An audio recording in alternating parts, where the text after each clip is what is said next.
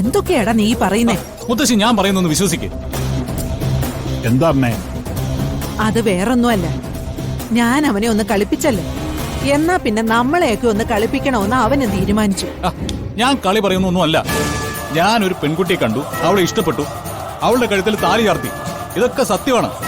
പക്ഷേ എന്റെ ബെഡ്റൂമിൽ വന്ന് കയറിയ ആ പെണ്ണ് അത് പ്രിയങ്കയല്ല, ദേവനാരായണൻ തിരുമേനിയുടെ മകളുമല്ല.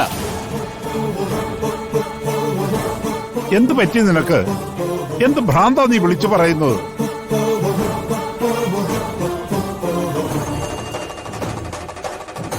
അച്ഛാ, ഞാൻ പറയുന്നത് സത്യമാണ്. എന്ത് സത്യം?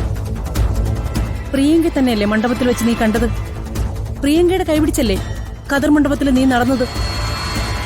അവൾക്കല്ലേ നീ പുടവ കൊടുത്തത്? അവളുടെ കഴുത്തിലല്ലേ നീ താലി കെട്ടിയത്? അതിനൊക്കെ സാക്ഷിയായി നിന്ന ഞങ്ങളല്ലേ?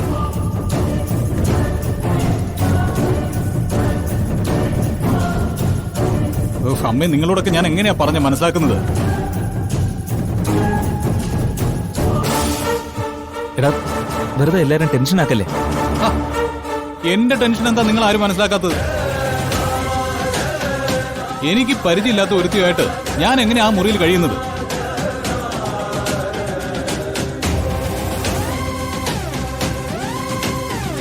അവളോട് ഞാൻ സംസാരിച്ചിട്ടില്ല, അവളെ ഞാൻ ഇഷ്ടപ്പെട്ടിട്ടില്ല.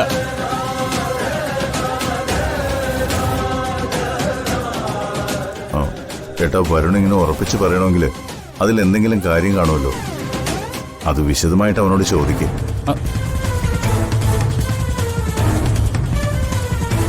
കല്യാണ മണ്ഡപത്തിൽ എന്തോ തിരുമറി നടന്നിട്ടുണ്ടെന്ന് വരുൺ പറഞ്ഞോ, ഞാൻ അതിന്റെ കൂടെ നിൽക്കും. അവിടെ ഒരു ചെറുക്കനും ഉണ്ടായിരുന്നല്ലോ, തിരുമേനിയുടെ കുടുംബക്കാരുടെ കൂടെ നിന്നിരുന്നവൻ. മണവാട്ടി മാറിപ്പോയെന്ന് അവൻ അവിടെ ഉറക്കം വിളിച്ചു പറഞ്ഞിരുന്നു.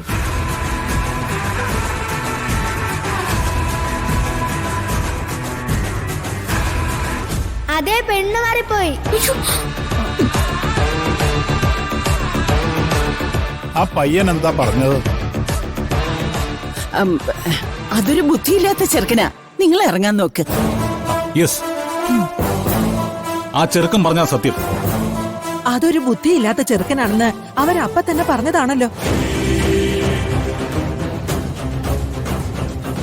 അമ്മേ, നമ്മളിപ്പോ എവിടെയോ കിടന്നൊരു ചെറുക്കനെയാണോ വിശ്വസിക്കേണ്ടത്, അതോ വരുണിനെയോ? എനിക്കൊന്നും മനസ്സിലാവുന്നില്ല. ഞാൻ മനസ്സിലാക്കി തരാം, ഇപ്പൊ തന്നെ മനസ്സിലാക്കി തരാം. ഞാൻ വിവാഹം കഴിക്കാൻ ആഗ്രഹിച്ച പെണ്ണിനെ വിവാഹ വേഷത്തിൽ ഞാൻ കണ്ടതാ. നിങ്ങൾ ആരും അറിയാതെ ഞാൻ അവളുടെ ഫോട്ടോസും എടുത്തിരുന്നു.